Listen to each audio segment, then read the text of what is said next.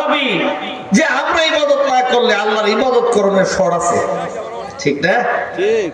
কই 700 কোটি মানুষের ভিতরে যদি 250 কোটি মুসলমান হয়, আমি একজন আল্লাহর ইবাদত না করলে আল্লাহর এক বান্দা 2 ইবাদত কম করলো, ঠিক না? এরকম ধারণা আমাদের ভিতরে আছে। 18,000 মাখলুকাত কম বেশি যাই হোক, সবাই কার ইবাদত করে? জোরে বলেন, কার ইবাদত করে? দুনিয়ার মানুষ, যদি তুমি আমি আল্লাহর ইবাদত না করি, আমার আল্লাহর ইবাদত করনেওয়ালার অভাব নাই। গাছ দেখো দাঁড়িয়ে আছে, গাছটা আমার আল্লাহর ইবাদত করে। মাছ পানির ভিতরে ডুবন্ত, মাছটা আমার আল্লাহর ইবাদত করে। যা দেখো জমিন আল্লাহর ইবাদত করে। সূর্য আলো দেয়, আল্লাহর ইবাদত করে। চন্দ্র রাত্রে উদিত হয়, আমার মালিকের ইবাদত করে। শুধু তাই নয়, হযরত ইউনূস আলাইহিস সালাম যখন মাছে তারে গিলে ফেলছে, ওটারে আরেকজনে গিলছে, গিলে নদীর তল দেশে চলে গেছে। ইউনূস নবী ভাবতেছিলেন, আমি এবার 3 অন্ধকারের ভিতরে চলে আসছি। এক হলো পানির গভীরতা, আরেক হলো মাছের পেটে, এই মাছটা হলো আরেকটা পেটে। আমি মনে হয় আল্লাহর আয়াতের বাইরে চলে গেছি। না না না, মনে হয় আমার আর বেঁচে ফেরা সম্ভব হবে না। হযরত ইউনূস আলাইহিস সালাম এই মনোভাব নিয়ে যখন মাছটা নদীর তলদেশের ভিতরে, হযরত পয়গম্বর ইউনূস শুনতে পায় নদীর তলদেশের পাথর থেকে আমার মালিক আল্লাহর জিকিরের ধ্বনি শোনা যায়। সুবহানাল্লাহ বলে।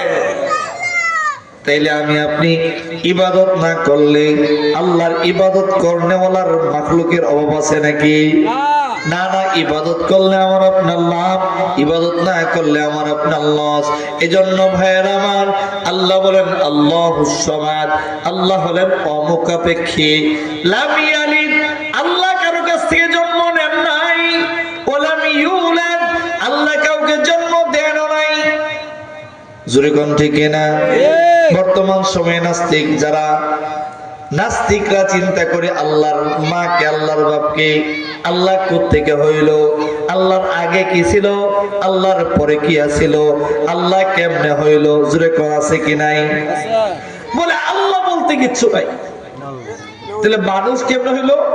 কয় বানর জঙ্গলে আসিল, জঙ্গলে বানর নাচতে নাচতে পশম পইরে একটা মানুষ হচ্ছে, ইটা থেকে আস্তে আস্তে বাড়ছে। জোরে করলে না নাউযুবিল্লাহ। তারে যদি আপনি প্রশ্ন করেন, রে ভাই, যদি আপনি তারে প্রশ্ন করেন, এই ভাই, জঙ্গলে বানর নাইচিয়া লুম পইরা পশম পইরা মানুষ হয়েছে, তাহলে জঙ্গলটা কেডা বানাইছে? ওই জঙ্গলে বানরটা কোত্থেকে আসছে? তার কোন জবাব আছে? আছে? ডারউইনের থিওরি এগুলো এখন স্কুল কলেজ ইউনিভার্সিটিতে পড়ায়। পড়াইয়া আপনার আমার মুসলমানের সন্তানদেরকে নাস্তিক আর মুরতাদ বানায়। জোরে কোন ঠিক কিনা? দেখবেন স্কুল কলেজে বেশি থেকে বেশি যারা লেখাপড়া করে, এদের মধ্যে বেশিরভাগই নাস্তিক হয়ে যায়। কারণ তারা এগুলো পড়ে, এই ডারউইনের থিওরি পড়তে পড়তে একই সময় তার ভিতরে বিশ্বাস আসে। অথচ আমার আল্লাহর পূর্বে কেউ ছিল না, আমার আল্লাহই জানেন কি ছিল। জোরে কোন ঠিক কিনা? আমার আল্লাহ তাআলা পবিত্র কোরআনে ঘোষণা করছেন, এই জমিন কয়দিনে বানাইছেন, এই জমিনের মধ্যে আল্লাহ কি কখন পাঠাইছেন, এইভাবে আল্লাহ তাআলা সুন্দর সুন্দর বয়ান করছেন। মক্কার লোকেরা এসে জিজ্ঞেস করে, এ মুহাম্মদ বলো, তোমার মালিকের বংশ পরিক্রমা, তোমার আল্লাহর বাপকে মাকে, তোমার আল্লাহর সন্তানকে একটু বলে দাও তাদের পরিচয় কি? আল্লাহ বলেন, বন্ধু আমার, আপনি পরিচয় দিতে হবে না, আমি আল্লাহ আমার পরিচয় তুলে ধরলাম। লাম ইয়ালিদ, আমি আল্লাহ কারো থেকে জন্ম নেই নাই। ওয়ালাম ইউলাদ, আমি আল্লাহ কাউকে জন্ম দেই নাই। অর্থাৎ আমার মাও নাই, আমার বাবাও নাই, আমার কোনো সন্তানও নাই। আমি আল্লাহু আহাদ। জোরে কোন ঠিক কিনা? আমার প্রাণের ভাইরা, এই বিশ্বাস যাদের ভিতরে আসবে যে আমার আল্লাহ এক, আমার আল্লাহ অমুক মুখাপেক্ষী, আমার আল্লাহ হলেন কাদের কুদরত, আমার আল্লাহ কারোর মুখাপেক্ষী না। যদি এই বিশ্বাস আমাদের ভিতরে জন্ম হয় তাহলে পরিপূর্ণ ঈমানের ধারস্থ আমরা হতে পারবো। আর যদি ঈমানের মধ্যে ভেজাল লাগে তাহলে আমল বরবাদ হয়ে যাবে। আমার প্রাণের ভাইয়েরা, এবার ভালো করে শুনেন, এই সূরার অনেক ফজিলত আছে। ফজিলত গুলো শোনার আগে আমরা আমাদের মনিবকে মানার দরকার আসেনি? কতটুকু মানার দরকার? আমাদেরকে তো আল্লাহ বানাইছেন আমার মনিবকে মানার জন্য, আমার মনিবের ইবাদত করার জন্য। আল্লাহ রাব্বুল আলামিন বলেন, ওমা খালাকতুল জিন্না ওয়াল ইনসা ইল্লা লিয়াবুদুন। এ মানুষ এবং জিন বানাইছে আমি আল্লাহর ইবাদত করার জন্য, ইখলাসের সাথে আমার আল্লাহর বরত্ব নিয়ে, আমার আল্লাহ এক এই বিশ্বাস নিয়ে মানুষ ইবাদত করবে। মানুষের জীবনের সর্বক্ষেত্রে, কোন ক্ষেত্রে? জীবনের সর্বক্ষেত্রে আল্লাহর ইবাদত করবে। এই জন্যই তো মানুষকে আল্লাহ বানাইছে। এখন ইবাদত কি বলেন তো? আল্লাহর ইবাদত কি বলতে পারবেন? নামাজ, রোজা, হজ, যাকাত, শুধু এগুলোই না। আল্লাহর ইবাদত হলো আল্লাহর আদেশ মানা, আল্লাহর নিষেধ মানা। বলেন, আল্লাহর আদেশ মানা, আল্লাহর নিষেধ মানা, এটা হলো ইবাদত।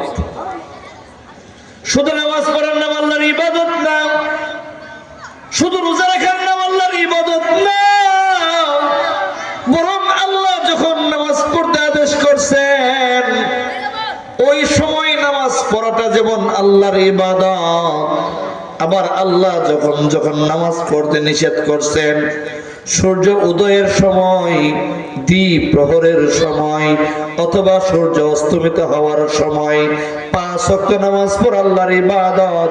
আবার 3 বেলা আল্লাহ নিষেধ করছেন নামাজ পড়া যাবে না, ওই সময়টা নামাজ না পড়ার নাম হলো আমার আল্লাহর ইবাদত। শুধু রোজা রাখার নাম আল্লাহর ইবাদত না, আল্লাহ আদেশ করছেন রমজান মাসের রোজা রাখা আল্লাহর ইবাদত। আবার শাওয়ালের চাঁদ উঠলে রোজা রাখতে আল্লাহ নিষেধ করছেন। শাওয়ালের প্রথম দিনে রোজা রাখা এটা হারাম, আল্লাহ নিষেধ করছেন না বান্দা না, 1 মাস রোজা রাখছো, আমি আল্লাহ তোমাদেরকে পুরস্কার দেব ঈদুল ফিতরের মাধ্যমে। আজকে রোজা রাখা যাবে না, বরং আজকে খাবার খাও, আমি আল্লাহর কাছে আল্লাহ তোমাদেরকে পুরস্কার প্রদান করব। যেমন রমজানে রোজা রাখাটা আল্লাহর ইবাদত, শাওয়ালের প্রথম দিন ঈদের দিন রোজা না রাখা খাবার খাওয়ার নাম আল্লাহর ইবাদত। অর্থাৎ আল্লাহ যা আদেশ করেছেন সেটা মানা আল্লাহর ইবাদত, আবার যেটা নিষেধ করেছেন সেটা মানা আল্লাহর ইবাদত। আমরা এখন ভাবি আল্লাহর ইবাদত হলো আল্লাহর আদেশ মানলাম, শুধু আল্লাহর আদেশ মানলাম, নামাজের সময় নামাজ পড়লাম, আবার গিয়া ওজনে কম দিলাম, নামাজের সময় নামাজ পড়লাম, গিয়া হারাম খাবারের খাবার খাইলাম, রোজার সময় রোজা রাখলাম, আবার সুদের কারবারি করলাম, আবার হজ করলাম, সুদের টাকা দিয়া হজে গেলাম। জোরে কম ঠিক কিনা? শুধু নামাজ পড়লাম, ইনকামের সময় হারাম ইনকাম করলাম না বাবা না। আল্লাহর আদেশ হলো হালাল খানা উপার্জন করা, আবার শুধু হালাল উপার্জন হলেই হবে না, আবার হারাম পন্থায় এটা ব্যয় করতে নিজের বাঁচাতে হবে। হালাল ভাবে উপার্জন করা যেমন ইবাদত, আবার হালাল ভাবে খরচ করাটাও আল্লাহর ইবাদত। হালাল ভাবে উপার্জন করলেন কিন্তু খরচটা হারাম ভাবে করলেন, হইল? যাত্রায় আপনি 1000 দিলেন, আপনি পরহেজগার মানুষ, হালাল ভাবে আপনি উপার্জন করলেন, কিন্তু সিফাদা দইরা আপনি তো লই গেছে 1000, যাত্রা যারা করবে তারা গিয়া হুজুর কইেন না, দিতে আমি চাইছি না, পকেট থেকে হাঁটি বার করে লই গেছে গা। না বাবা না, এটা হবে না, এটা তোমার উপার্জন, এটা তুমি দিতে পারো না, কারণ হারামের মধ্যে তোমার টাকা যাইতে পারে না। হালাল মানা তোমার উপরে আল্লাহ তাআলা ফরজ করেছেন। উপার্জনটা হতে হবে হালাল, আবার খরচটাও হতে হবে হালালের পন্থায়। জোরে কোন ঠিক কিনা? আরে ওটা যাত্রাই না দিয়ে তোমার পরিবারের জন্য, তোমার সন্তানের জন্য খরচ করো, আল্লাহ তাআলা মসজিদে দেওয়ার সওয়াব দান করবে। সুবহানাল্লাহ বলেন না? কিতাবের মধ্যে আসছে যে যদি কোনো ব্যক্তি 20 টাকা মসজিদে দান করে আর তার অনাহারী সন্তানকে 20 টাকা দিয়ে খাবার কিনে খাওয়ায়, সমান সওয়াব আল্লাহ তাআলা মূল্যে দান করেন। এজন্য হালাল মানা যেমন আমাদের জন্য ইবাদত, হারাম থেকে দূরে থেকেও আমাদের জন্য ইবাদত। অর্থাৎ জীবনের শুরু থেকে শেষ পর্যন্ত 1 সেকেন্ডের জন্য আল্লাহর আদেশের বাইরে যাওয়া যাবে না, আল্লাহর নিষেধের বাইরেও যাওয়া যাবে না। যদি কিছু মানলাম না, তাইলে বোঝা যায় মিশে গেছে না, এটা দিয়ে সম্ভব না। হয়তো পরিপূর্ণ হালাল মানতে হবে, আর নতুবা এই দিয়া আমাদের উপায় থাকবে না। সম্মানিত ভাইয়েরা আমার, হালালের পথের মধ্যে আল্লাহ রাব্বুল আলামিন এত বরকত রাখছেন। এখন তো আমরা ওজনে আনি বলা খুব বেশি করে আনি, দেওয়ার বলা কমায় দেই। জোরে করতে কিনা? আমি একজন গেলাম, ভাই ইডা করেন কে রে? হুজুর ঈদের তো ব্যবসা কিনা না জিতালে বেচা জিতন জানা না, হুজুবিল্লাহ কর না। হুজুর যদি আমি মালে কিনা জিততে না পারি, তাইলে ব্যবসা কইরা লাভ পাওয়া যাইতো না। এজন্য মাফে আনে আমরা 10 কেজির লগে 800 গ্রাম বেশি আনা, আবার মাইপটা দেয় বেলা 2 গ্রাম, কেজিতে 3 গ্রাম 10 গ্রাম কম দেয়। আছে কি নাই? আছে কি না? না, এটা সম্ভব না, এটা করাই যাবে না। কারণ মিজান কিন্তু সামনে আমাদের, ওই মিজানে ধরা পড়ে যাবে আমরা কখন, কোথায়, কোন সময়, কোন অবস্থায় কি করেছি। এজন্য আমার আপনার জীবন ব্যয় করতে হবে আল্লাহ তাআলার নির্দেশিত পথে। আমাদের জীবনের মডেল হতে হবে মুহাম্মদুর রাসূলুল্লাহ সাল্লাল্লাহু আলাইহি ওয়াসাল্লাম। আর নতুবা আমাদের কিন্তু উপায় থাকবে না। সম্মানিত ভাইয়েরা আমার, আল্লাহ রাব্বুল আলামিন পবিত্র কালামে পাকের মধ্যে হালাল হারামের অনেক আয়াতে কারিমা নাজিল করে দিয়েছেন।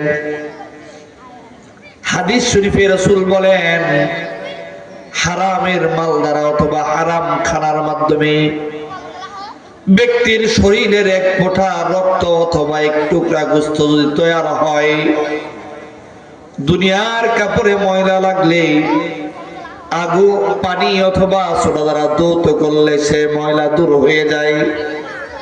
আপনার গায়ের উপরে ময়লা লাগছে, পানি দিয়া ধুইলে আপনার শরীর থেকে ময়লা দূর হয়।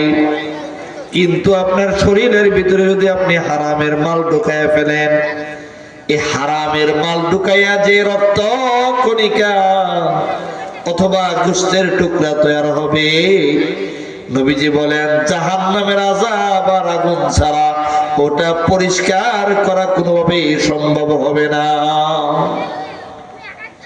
হারাম দিয়ে যদি কোনো রক্ত তৈরি হয়, ওটা জাহান্নামের আগুন দিয়ে ধৌত করতে হবে।